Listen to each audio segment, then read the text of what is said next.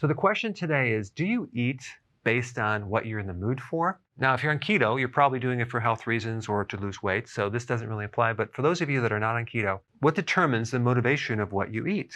If you wouldn't mind, just type that down in the comment section. I want to review all of them. I'm just really curious what you're going to say. But this is a very dangerous question to ask your body what it's in the mood for, because you're really asking what's going on with your blood sugars. And if the blood sugars are low, the answer you're going to get is going to be refined carbohydrates or salty, crunchy carbohydrates, which are usually refined carbohydrates. So many times there's not some sophisticated answer either from this question, especially when you're snacking. Some people eat just to raise their mood or to increase their energy, or they might just eat because it's there. Last weekend, I went to see the movie 1917. It's a great movie. And I was observing people buying popcorn. And I came in the theater, and some people had this huge container of popcorn. It was just gigantic, with all this, healthy butter on it, right? Which is very, very filled with trans fats and things like that.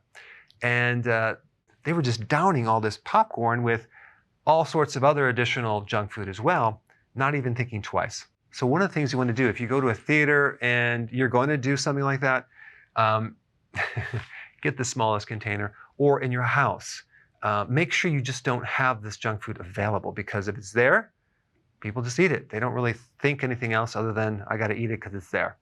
And then when it's gone, I won't eat it.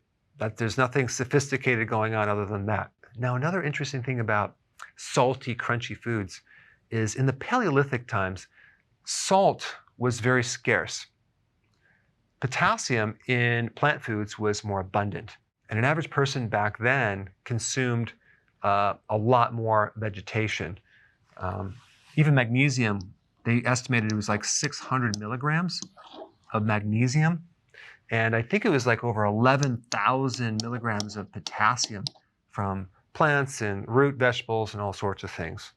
So our bodies have developed, like in the kidney, certain hormones to retain salt, but not necessarily to retain potassium. Potassium is not really retained. Your body will kind of go through it. Sodium is retained. And we also have a mechanism to crave sodium foods. We do not have a mechanism to crave potassium vegetables and things like that. And this gets people into trouble because they'll ask their body, what am I in the mood for? Oh, something salty. So they'll beef up on the salt, okay, the sodium, but not on the potassium. And then they start to alter this ratio of potassium to sodium. And they start getting fluid retention. And because they're low on potassium, they'll start craving carbs even more. So this is another reason why, if you're eating, start with your vegetables first, your big salad, then your salty protein, whatever you eat. And the other thing you want to do is you want to find some healthy food within the keto family of foods that are keto friendly that gives you a lot of pleasure. And you want to focus on that. For me, it's more like egg yolks, bacon, maybe fried mushrooms with cheese on it. Like, I can live on that. In the past, growing up, we have this reward connected with food. If you clean your room, I'll give you some candy, right? Or something like that. Or guilt. People are starving in Ethiopia, so you have to eat all of your food on your plate. Or penalties. If you don't eat everything on your plate, you're going to get a spanking, or you can't go outside. You're going to be grounded.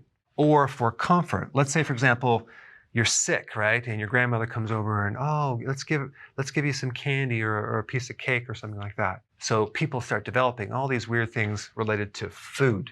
And lastly, there's an interesting study that I was reading on the amount of food that a person eats is related to how many people that you're socializing with. So if there's a huge group of people, you'll tend to eat way more food than with one person you're eating with. So at a party, a social event, all these people, you end up overdoing it.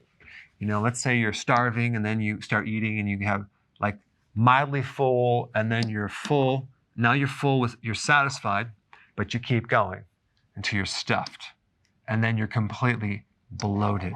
So try to be more mindful and conscious of what you put in your body. And lastly, if you're new to my channel, definitely check out these videos to get you started, to get you on the right path. Thanks for watching.